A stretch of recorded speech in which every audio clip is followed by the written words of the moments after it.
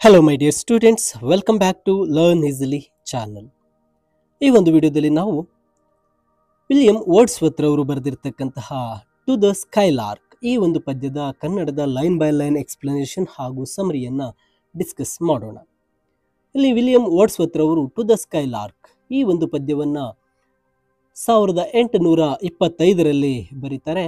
ಹಾಗೆ ಈ ಒಂದು ಪದ್ಯವನ್ನು 1827ರಲ್ಲಿ ಇದನ್ನ ಪಬ್ಲಿಷ್ ಮಾಡ್ತಾರೆ. ಟು ದ ಸ್ಕೈಲಾರ್ಕ್ ಈ ಒಂದು ಪದ್ಯವು ಕೇವಲ ಒಂದು ಹಕ್ಕಿಯ ಬಗ್ಗೆ ಅಲ್ಲ, ಬದಲಿಗೆ ಮಾನವನ ಜೀವನದ ತತ್ವಗಳು, ಮಾನವನ ಒಂದು ಜವಾಬ್ದಾರಿಗಳನ್ನು ಪ್ರತಿನಿಧಿಸುವಂತಹ ಒಂದು ಪದ್ಯವಾಗಿರುತ್ತೆ. ಈ ಪದ್ಯದ ಒಂದು ಮೈನ್ ಥೀಮ್ನಲ್ಲಿ ನಾವು ನೋಡಿದಾಗ ಒಂದು ಸ್ಕೈಲಾರ್ಕ್ ಹಕ್ಕಿಯು ಎತ್ತರಕ್ಕೆ ಹಾರಿದರೂ ಸಹ ಅದರ ಮನಸ್ಸು ತನ್ನ ಗೂಡು, ನೆಲದ ಮೇಲಿರುವ ತನ್ನ ಗೂಡಿನ ಮೇಲೆ ಯಾವಾಗಲೂ ಸಹ ಅದರ ಮನಸ್ಸಿರುತ್ತೆ. ಹಾಗೆ ಮಾನವರು ಎತ್ತರದ ಕನಸುಗಳನ್ನ, ಆಲೋಚನೆಗಳನ್ನು ಹೊಂದಿರಬಹುದು, ಆದರೆ ಅವರು ತಮ್ಮ ಕುಟುಂಬ, ತಮ್ಮ ಜೀವನ ಮತ್ತೆ ತಮ್ಮ ಜೀವನದ ಆಶಯಗಳನ್ನ, ಒಂದು ಪ್ರಾಪಂಚಿಕವಾದಂತಹ ಒಂದು ಸಂಬಂಧಗಳನ್ನ ಮರೆಯಬಾರದು ಅಂತಕ್ಕಂಥದ್ದು ಈ ಪದ್ಯದ ಮೇನ್ ಥೀಮ್ ಆಗಿರುತ್ತೆ. ಈ ಪದ್ಯದ ಒಂದು ಲೈನ್ ಬೈ ಲೈನ್ ಎಕ್ಸ್ಪ್ಲನೇಷನ್ ಅನ್ನ ಈಗ ಕಲಿತಾ ಸಾಗೋಣ.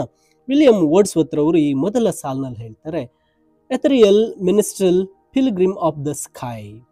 ಅಂದ್ರೆ ಇಲ್ಲಿ ವಿಲಿಯಂ ವರ್ಡ್ಸ್ವರ್ತ್ ರವರು ಆ ಸ್ಕೈಲಾರ್ಕ್ ಪಕ್ಷಿಯನ್ನ ಮಿನಿಸ್ಟ್ರಲ್ ಗಾಯಕ ಎಂದು ಕರೀತಾ ಇದ್ದಾರೆ. ಅದು ಎಥರಿಯಲ್ ಅಂದ್ರೆ ತುಂಬಾ ಹಗುರವಾದಂತಹ, ಅದರ ಜೊತೆಗೆ ಅದೊಂದು ರೀತಿಯ ದೈವಿಕವಾದಂತಹ ಒಂದು ಆಕಾಶದ ಯಾತ್ರಿಕ ಅಂತ ಆ ಒಂದು ಸ್ಕೈಲಾರ್ಕ್ ಪಕ್ಷಿಯನ್ನ ಮೊದಲನ ಸಾಲಿನಲ್ಲಿ ವರ್ಣಿಸ್ತಾ ಇದ್ದಾರೆ. ಇದು ಆಕಾಶದಲ್ಲಿನ ಒಂದು ಆಧ್ಯಾತ್ಮಿಕ ಪ್ರಯಾಣವನ್ನ ಸೂಚಿಸ್ತಾ ಇದೆ. ಆ ಪಕ್ಷಿ ತುಂಬಾ ಹಗುರವಾಗಿದೆ, ಅದರ ಜೊತೆಗೆ ಅದು ಒಂದು ದೈವಿಕ ಸ್ವರೂಪ ಅಂತ ಹೇಳ್ತಾ ಇದ್ದಾರೆ.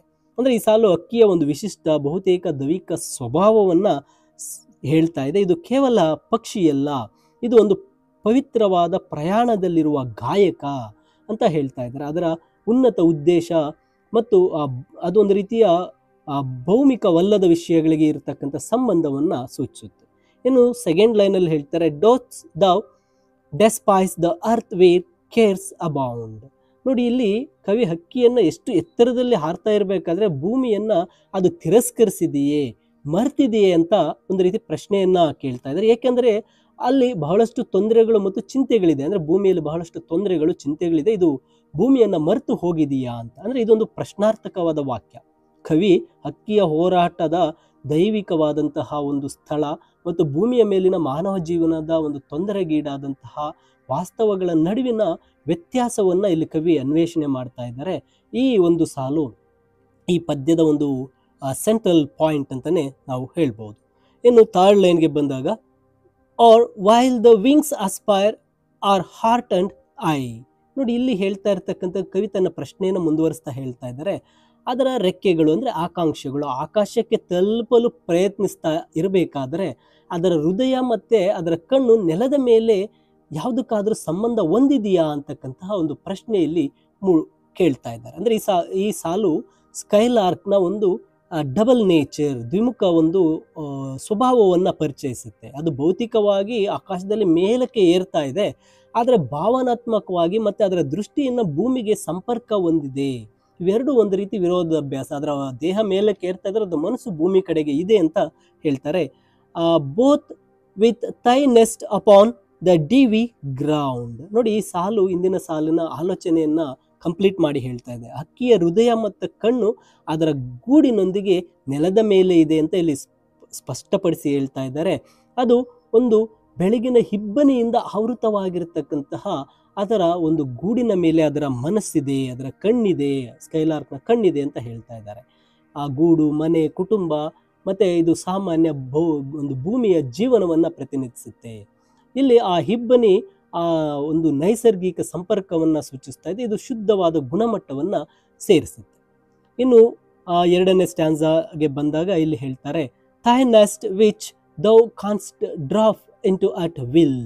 ಸ್ಕೈಲಾರ್ಕ್ ತನ್ನ ಗೂಡಿಗೆ ಇಚ್ಛಾನುಸಾರ, ಅದಕ್ಕೆ ಇಷ್ಟ ಬಂದಾಗ, ಅದಕ್ಕೆ ವಿಲ್ ಅಂದ್ರೆ ಅದರ ಇಷ್ಟ ಬಂದಾಗ ಅದು ಬರಬಹುದು. ಅಂದ್ರೆ ಅದು ಯಾವಾಗ ಬೇಕಾದರೂ ಅದರ ಚಾಯ್ಸ್ ಇದೆ, ಅದು ಗೂಡಿಗೆ ಯಾವಾಗ ಬೇಕಾದರೂ ಬರಬಹುದು ಅಂತ.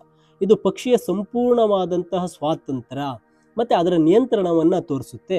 ಅದು ಮಹಾನ್ ಎತ್ತರಕ್ಕೆ ಏರಬಹುದು ಮತ್ತೆ ತನ್ನ ಆ ಮನೆಗೆ ಅದು ಬೇಕನ್ನಿಸಿದಾಗ ಯಾವುದೇ ಪ್ರಯತ್ನವಿಲ್ಲದೆ ಹಿಂತಿರುಗಿ ಬರಬಹುದು.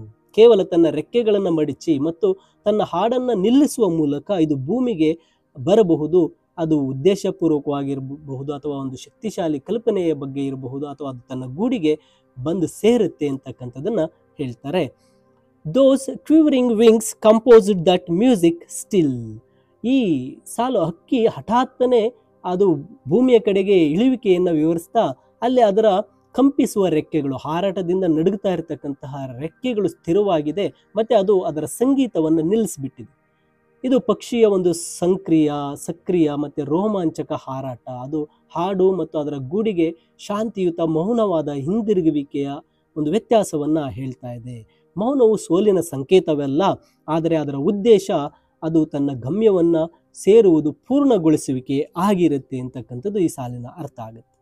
Next, leave to the nightingale her shady wood. ನೋಡಿ, ಇಲ್ಲಿ ಹೇಳ್ತಾ ಇದ್ರೆ ಕವಿ ಸ್ಕೈಲಾರ್ಕ್ಗೆ ಅದರ ಸಾಮಾನ್ಯವಾಗಿ ಅದು ಹಾಡುವ ಸ್ಥಳವನ್ನ, ಅದು ಕುಳಿತುಕೊಳ್ತಕ್ಕಂಥ ಒಂದು ಮರವನ್ನ ನೈಟಿಂಗೇಲ್ಗೆ ಬಿಟ್ಕೊಡಲು ಹೇಳ್ತಾ ಇದ್ದಾರೆ. ನೈಟಿಂಗೇಲ್ ಅಂದಾಗ ಕೋಗಿಲೆಗೆ ಬಿಟ್ಕೊಡಕ್ಕೆ ಹೇಳ್ತಾ ಇದ್ದಾರೆ. ಅಂದ್ರೆ ಕೋಗಿಲೆ ಸಾಮಾನ್ಯವಾಗಿ ಒಂದು ರೀತಿ ಶೋಕ ಬರ್ತಾ, ಒಂದು ರೀತಿ ಮರೆಮಾಚತಕ್ಕಂತಹ ಈಡನ್ ಅಂತ ಹೇಳ್ತೀವಿ, ರಹಸ್ಯ ಹಾಡಿನ ಒಂದು ಸಂಕೇತ ನೈಟಿಂಗೇಲ್. ವುಡ್ವರ್ಡ್ಸ್ ಉದ್ದೇಶಪೂರ್ವಕವಾಗಿ ಸ್ಕೈಲಾರ್ಕ್ಗೆ ಈ ಒಂದು ಸ್ವಭಾವವನ್ನು ಎತ್ತಿ ತೋರಿಸಿ ಹೇಳ್ತಾ ಇದ್ದಾರೆ. ಈ ಎರಡು ಪಕ್ಷಿಗಳನ್ನು ಹೋಲಿಕೆ ಮಾಡ್ತಾ ಇದ್ದಾರೆ, ನೈಟಿಂಗೇಲ್ ಮತ್ತೆ ಒಂದು ಸ್ಕೈಲಾರ್ಕನ್ನ. ನೈಟಿಂಗೇಲ್ ಕತ್ತಲೆಗೆ ಸೇರಿರ್ತಕ್ಕಂತಹ ಒಂದು ಪ್ರೈವೇಟ್ ಒಂದು ಸ್ಥಳದಲ್ಲಿ ಕುಳಿತು ಹಾಡುವಂತಹ ಪಕ್ಷಿ, ಆದರೆ ಸ್ಕೈಲಾರ್ಕ್ ಅದು ಒಂದು ಮುಕ್ತವಾದ ಬೆಳಕಿನಲ್ಲಿ, ತೆರೆದ ಬೆಳಕಿನಲ್ಲಿ ಹಾರುತ್ತಾ ಹಾಡುವಂಥ ಸ್ವಚ್ಛಂದ ಪಕ್ಷಿ ಅನ್ನೋದನ್ನ ಇಲ್ಲಿ ಹೇಳ್ತಾರೆ. ನಂತರ ಆ privacy of glorious light time. ಇಲ್ಲಿ ಸ್ಕೈಲಾರ್ಕ್ಗೆ ಏಕಾಂತವು ವೈಭವದ ಬೆಳಕಿನ ಒಂದು ಸ್ಥಳ ಅಂತ ಹೇಳ್ತಾ ಇದ್ದಾರೆ. ಟೈಮ್ ನಿನ್ನದ್ದು ಅಂತ. ಅಂದ್ರೆ ಒಂದು ಸ್ಕೈಲಾರ್ಕ್ ಒಂದು ಪ್ರಕಾಶಮಾನವಾದ ತೆರೆದ ಆಕಾಶದಲ್ಲಿ ಹಾಡುತ್ತೆ. ಅದು ತುಂಬಾ ಒಂದು ಪಬ್ಲಿಕಲ್ ಸ್ಥಳವಾಗಿದೆ, ಆದರೆ ಅದು ತುಂಬಾ ಎತ್ತರದಲ್ಲಿ ಏಕಾಂಗಿಯಾಗಿರೋದ್ರಿಂದ ಅಲ್ಲಿ ಅದು ಒಂದು ರೀತಿ ಏಕಾಂತತೆಯನ್ನು ಹೊಂದಿದೆ.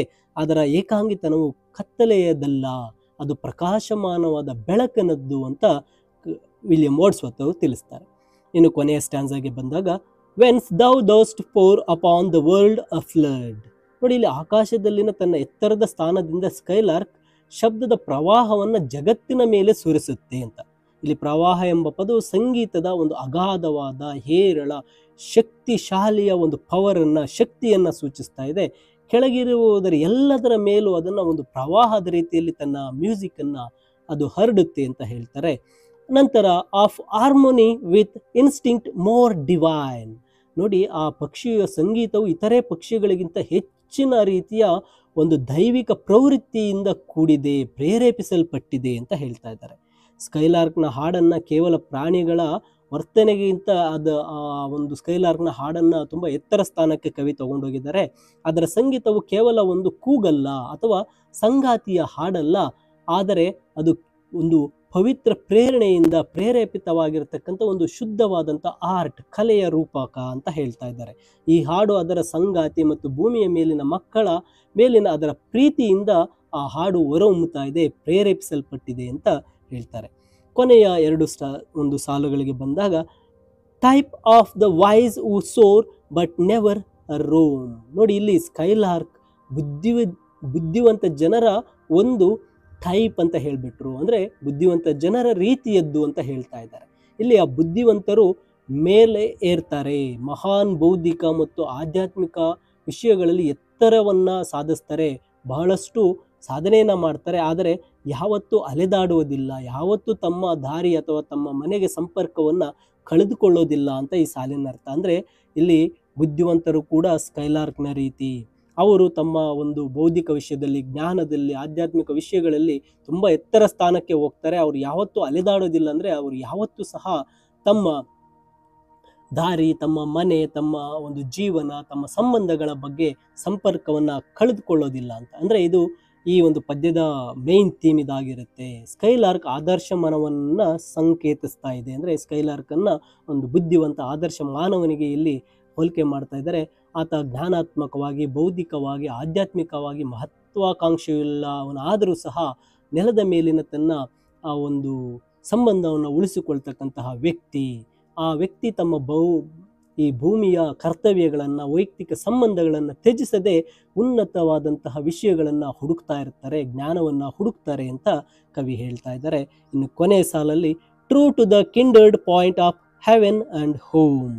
ನೋಡಿ, ಈ ಒಂದು ಕೊನೆಯ ಸಾಲಲ್ಲಿ ಹೇಳ್ತಾ ಇದ್ದಾರೆ, ಬುದ್ಧಿವಂತ ವ್ಯಕ್ತಿ ಸ್ಕೈಲಾರ್ಕ್ನಂತೆ ಒಂದು ರೀತಿ ಸ್ವರ್ಗ ಅಂದರೆ ಉನ್ನತ ಆಲೋಚನೆ, ಆಧ್ಯಾತ್ಮಿಕತೆ, ಆಕಾಂಕ್ಷೆಗಳನ್ನು ಮತ್ತು ಮನೆ ಅಂದಾಗ ಒಂದು ಭೂಮಿಯ ಜೀವನ, ಕುಟುಂಬ, ಅವುಗಳ ಸಂಬಂಧ, ಈ ಎರಡರ ಒಂದು ಎರಡೂ ಅಂಶಗಳಿಗೂ ಕೂಡ ಆತ ನಿಷ್ಠನಾಗಿರ್ತಾನೆ ಅಂತ ಕೊನೆ ಸಾಲಲ್ಲಿ ಹೇಳ್ತಾ ಇದ್ದಾರೆ. ಅಂದರೆ ಈ ಪದ್ಯ ಒಂದು ಶಕ್ತಿಶಾಲಿ ಆದರ್ಶದೊಂದಿಗೆ ಕೊನೆಗೊಳ್ತಾ ಇದೆ. ನಿಜವಾದ ಬುದ್ಧಿವಂತಿಕೆ ಅಂದರೆ ಜಗತ್ತಿನಿಂದ ಪಾರಾಗೋದು ಅಲ್ಲ, ಅದು ಅತ್ಯುನ್ನತವಾದಂತಹ ಆಕಾಂಕ್ಷೆಗಳನ್ನು ಜೀವನದ ಮೂಲಭೂತ ಭಾಗಗಳೊಂದಿಗೆ ಸಂಪರ್ಕಿಸುವ ಮಾರ್ಗವನ್ನು ಕಂಡುಕೊಳ್ಳೋದೇ ಈ ಒಂದು ನಿಜವಾದಂತಹ ಆ ಒಂದು ಆದರ್ಶ ಅಥವಾ ಬುದ್ಧಿವಂತಿಕೆ ಅಂತಕ್ಕಂಥದ್ದನ್ನು ಇಲ್ಲಿ ಹೇಳ್ತಾ ಇದ್ದಾರೆ. ಅಂದರೆ ಸ್ಕೈಲಾರ್ಕ್ನ ಹಾಗೆ ಇಲ್ಲಿ ಒಬ್ಬ ಆದರ್ಶ ವ್ಯಕ್ತಿ ತಾನು ಒಂದು ಬುದ್ಧಿವಂತಿಕೆ ಅಥವಾ ಜಗತ್ತು ಆ ವ್ಯಕ್ತಿ ಆದರ್ಶ ಅಂದರೆ ಆತ ಈ ಜಗತ್ತಿನಿಂದ ಪಾರಾಗಿ ಹೋಗೋದಲ್ಲ, ತನ್ನ ಆಕಾಂಕ್ಷೆಗಳನ್ನು ಜೀವನದ ಮೂಲಕ ತನ್ನ ಒಂದು ಜೀವನದಲ್ಲಿ ಸಂಬಂಧಗಳನ್ನು ಸಂಪರ್ಕಿಸುವಂತಹ ಒಂದು ಮಾರ್ಗವನ್ನು ಕಂಡುಕೊಳ್ಳುವುದು ಅಂತ ಹೇಳಿ ವಿಲಿಯಂ ವರ್ಡ್ಸ್ವರ್ತ್ ರವರು ಟು ದ ಸ್ಕೈಲಾರ್ಕ್ ಈ ಪದ್ಯದ ಮೂಲಕ ಆದರ್ಶ ಬುದ್ಧಿವಂತ ವ್ಯಕ್ತಿಗಳನ್ನು ಈ ಒಂದು ಸ್ಕೈಲಾರ್ಕ್ ಪಕ್ಷಿಗೆ ಹೋಲಿಕೆ ಮಾಡಿ ಈ ಪದ್ಯವನ್ನು ತಿಳಿಸಿರ್ತಾರೆ. ಅಂದರೆ ಇಲ್ಲಿ ಮೇನ್ ಒಂದು ಥೀಮ್ಗೆ ಬಂದಾಗ ಸ್ಕೈಲಾರ್ಕ್ ಹಕ್ಕಿಯು ಎತ್ತರಕ್ಕೆ ಹಾರಿದರೂ ಅದರ ಮನಸ್ಸು ನೆಲದ ಮೇಲೆ ಇರುವ ಗೂಡಿನ ಮೇಲೆ ಇರುತ್ತೆ. ಹೀಗೆ ಮಾನವರು ಕೂಡ ಎತ್ತರದ ಕನಸುಗಳನ್ನು, ಆಲೋಚನೆಗಳನ್ನು ಹೊಂದಿದ್ರೂ ಕೂಡ ಅವರು ತಮ್ಮ ಕುಟುಂಬ, ತಮ್ಮ ಜೀವನದ ಬಗ್ಗೆ ಅವರು ಮರಿಬಾರದು ಅಂತಕ್ಕಂಥದ್ದನ್ನು ಹೇಳ್ತಾ ಇಲ್ಲಿ ಆಧ್ಯಾತ್ಮಿಕ ಮತ್ತು ಪ್ರಾಪಂಚಿಕ ಜೀವನದ ನಡುವಿನ ಸಮತೋಲನೆಯನ್ನು ಪ್ರತಿನಿಧಿಸ್ತಾ ಈ ಕವಿ ಆ ವ್ಯಕ್ತಿಯು ತನ್ನ ಈ ಆಧ್ಯಾತ್ಮಿಕ ಮತ್ತು ಬೌದ್ಧಿಕ ಬೆಳವಣಿಗೆಯತ್ತ ಗಮನ ಹರಿಸಿದರೂ ಸಹ ಆತ ತನ್ನ ಮೂಲವನ್ನು, ತನ್ನ ಕೌಟುಂಬಿಕ ಸಂಬಂಧಗಳನ್ನು ಮರಿಬಾರದು ಅಂತ ಹೇಳಿ ಈ ಪದ್ಯದ ಮೂಲಕ ತಿಳಿಸ್ಕೊಟ್ಟಿರ್ತಾರೆ. ಮೈ ಡಿಯರ್ ಸ್ಟೂಡೆಂಟ್ಸ್, ಈ ಕನ್ನಡದ ಎಕ್ಸ್ಪ್ಲನೇಷನ್ನೊಂದಿಗೆ ಇಂಗ್ಲಿಷ್ ಸಮರಿಯ PDF ವಿಡಿಯೋದ ಡಿಸ್ಕ್ರಿಪ್ಷನ್ನಲ್ಲಿದೆ, ನೀವು ಡೌನ್ಲೋಡ್ ಮಾಡಿಕೊಳ್ಳಬಹುದಾಗಿರುತ್ತೆ. ಹಾಗೂ ಹೆಚ್ಚಿನ ವಿಡಿಯೋಗಳಿಗಾಗಿ ಲರ್ನ್ ಈಸಿಲಿ ಚಾನಲನ್ನು ಸಬ್ಸ್ಕ್ರೈಬ್ ಮಾಡ್ಕೊಳ್ಳಿ, ವಿಡಿಯೋಸನ್ನು ಶೇರ್ ಮಾಡಿ, ನಿಮ್ಮ ಫ್ರೆಂಡ್ಸ್ಗೂ ಸಹ ಶೇರ್ ಮಾಡಿ. ಆ್ಯಂಡ್ ಮತ್ತೊಂದು ವಿಡಿಯೋದಲ್ಲೇ ಭೇಟಿಯಾಗೋಣ. Thank you for watching this video.